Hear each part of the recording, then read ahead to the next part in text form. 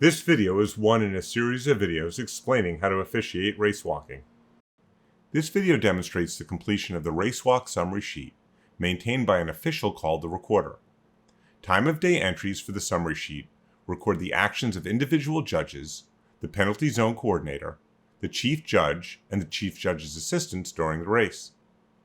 Interactions between the recorder, DQ board operator, penalty zone coordinator, and chief judge or chief judge's assistants are portrayed. Each judge has a tally sheet to keep a record from their perspective, and the penalty zone coordinator keeps a record of the activities in the penalty zone. The summary sheet incorporates all of the separate data on one form. The completed summary sheet is a historical record of all the official actions of the event. Red cards are delivered to the recorder by card collectors as soon as possible after they are written. At the conclusion of the race, individual judges' tally sheets, showing both red cards and yellow paddles, are collected and logged by the recorder. While there's a lot we could show, we focus on the actual work of the recorder entering historical information on the summary sheet. Before the race starts, the recorder fills in the event name, date, and distance, and they may add the recorder's and referee's names in the margins of the summary sheet. This race is a mixed 20-kilometer championship, and we're going to use a penalty zone. Before the start of the race, the recorder fills in the judges' names and possibly their certification level and number at the top of the columns of the summary sheet. There are 6 judges, plus the chief judge and the assistant chief judge for this road race. For international races, the judge's country must be included, so that if 2 or more judges are from the same country, only the first red card from that country is held against the athlete. To save time, the recorder may fill in the athlete's bib numbers and names, if known, in numerical order before the start. There are 10 walkers, so we enter 1 through 6 in addition to 88, 157, 255, and 306 in the competitor column. The race starts at 9 a.m. The recorder adds the start time to the summary sheet. The first lap of the race is uneventful, with none of the 10 competitors receiving a yellow paddle or a red card. On the second lap of the race, judge number 3 issues a yellow paddle to walker number 255 for bent knee. While this is recorded on judge number 3's tally sheet, the recorder is not informed of the call until after the completion of the race, when judge number 3's tally sheet is submitted. While not shown, judges 1 at 9:10, 2 at 9:11, and 5 at 9:14 make similar yellow paddle calls. On the third lap, judge number 1 decides walker number 255 is walking with bent knees and proposes disqualification by running a red card at 9:20, which is given to the card collector. The card collector delivers the red card to the recorder. Upon drop-off by the card collector, the recorder enters the red card by judge number 1 for bent knees on walker number 255 on the summary sheet. A symbol for the violation is drawn, in this case for bent knees, and the time the card is written in the red column under judge number 1's name in the row for walker number 255. There are 2 boxes in the red card column, one on top of each other. The symbol for the violation goes in the top box, and the time the red card was written by the judge goes below. The recorder tells the DQ board operator to place 1 red card disc with a bent knee symbol on the DQ board next to 255. Not seen in this video, judges number 2 and 3 have also written red cards on walker number 255 for bent knees. The card collector arrives at the recorder's station with 2 red cards and gives them to the recorder. The first card on walker number 255 is from judge 2 for bent knees, and it was written at 9:27. The second, also on walker 255 for bent knees, was written at 9:28. The recorder checks the red cards and sees that they are both on walker number 255, that the cards are filled in correctly, and that they are from different judges.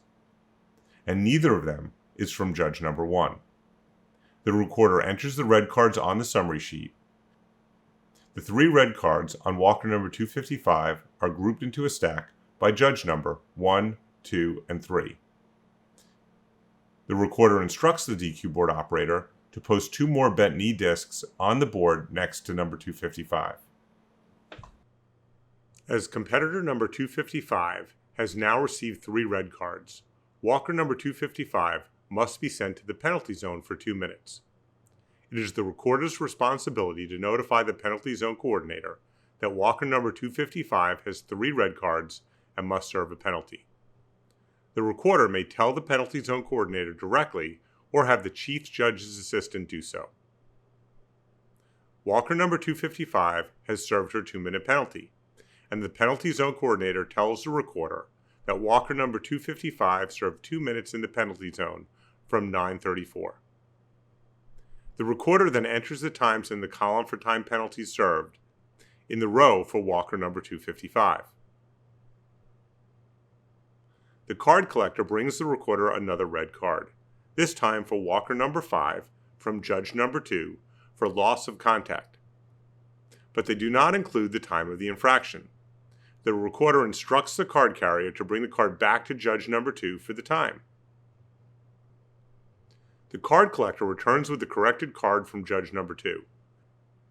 Judge number 2 has corrected the card to show a card for loss of contact on walker number 5 at 9:35. The recorder enters this information on the summary sheet in walker number 5's row under judge number 2's column. The recorder instructs the DQ board operator to put a red disc for loss of contact on walker number 5 on the DQ board. The card collector brings the recorder another red card on walker number 255, this time for loss of contact from judge number 5. The recorder checks to see that this new red card is filled out properly and checks the summary sheet to see that judge number 5 has not previously sent in a red card on walker number 255. The recorder enters this red card on the summary sheet by drawing the symbol for loss of contact and the time the red card was written in the appropriate boxes. This is done in judge number 5's red card column for walker number 255. The red card is added to the stack of cards received on walker number 255.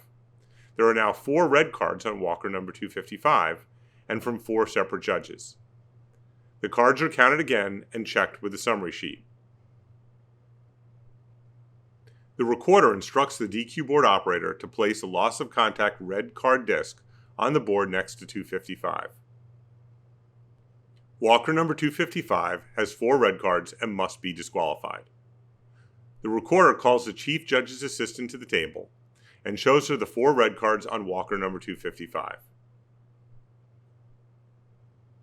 If the chief judge is near the recorder's table, the recorder will tell the chief judge to disqualify walker number 255. If there is radio communication, the recorder will call the chief judge with the need to disqualify walker number 255. If there is not, and the chief judge is not present, the chief judge's assistant is told to disqualify walker number 255. Walker number 255 comes into view, and the chief judge's assistant shows her a red paddle at 9:50. The chief judge's assistant reports the time of the notification to walker number 255 to the recorder. The recorder writes the time walker number 255 was notified of the DQ in the summary sheet. Since disqualifications must include the violation, the recorder also writes Rule 232.2, 54.2, which is the definition of race walking. At 10:31, walkers 1 and 2 are on their last lap and battling for first place. Walker number 1 is clearly and blatantly violating the definition of race walking. Walker number 1 looks like they're running. The chief judge sees this within the last 100 meters of the race and disqualifies walker number 1. Walker number 1 is allowed to finish and will be notified by the referee that they are disqualified. The chief judge records this on a special red card. At 10:35, the race has ended, with the remaining walkers completing the race. No additional red cards were sent to the recorder. The chief judge hands the recorder a DQ card for walker number 1. Meanwhile, the card collector returns with the 6 judge tally sheets.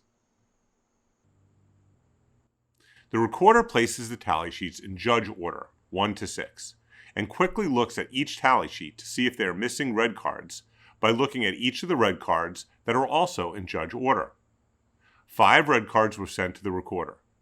Judge number 1 has 1 on Walker number 255. Judge number 2 has 2, 1 on 255 and 1 on Walker 5. Judge 3 has 1 on 255, and Judge 5 has 1 on 255 as well. The red cards and the judge tally sheets match. At this point, the recorder must notify the chief judge that there are no further disqualifications. If there is a discrepancy, the card collector must go to the judge who failed to write a card and ask them if they did indeed send one in. If so, another red card must be written and logged on the summary sheet. In this case, there were no discrepancies. The recorder then goes through each of the tally sheets and writes in the time of day in the yellow paddle columns for the summary sheet where each judge showed yellow paddles to walkers. Judge number 1 showed yellow paddles to Walker number 6 for loss of contact at 10:01, Walker 255 for bent knees at 9:10, and Walker 306 for loss of contact at 9:20. Judge number 2 showed a yellow paddle to Walker number 88 for bent knees at 10:15, Walker number 255 for bent knees at 9:11, and Walker number 306 for loss of contact at 9:23. Judge number 3 showed a yellow paddle for bent knees to Walker 255 at 9:11. Judge number 4 showed a yellow paddle for bent knees to Walker number 5 at 9:09, and to Walker 88 for loss of contact at 10:17, and Walker 255 for bent knee at 9:13. Judge number 5 showed a yellow paddle to Walker 255 for bent knee at 9:14. Judge number 6 showed a yellow paddle to Walker 255 for bent knee at 9:15, to Walker number 5 for loss of contact at 9:38, and to Walker 88 for loss of contact at 10:20. The completed summary sheet is reviewed for accuracy by the chief judge. Both the chief judge and the recorder sign the summary sheet. All of the racewalking judges are given the opportunity to view the summary sheet during their post-race meeting. The summary sheet, along with the red cards and tally sheets, are given to the referee, who submits the history of all racewalk officials' actions during the race to meet management.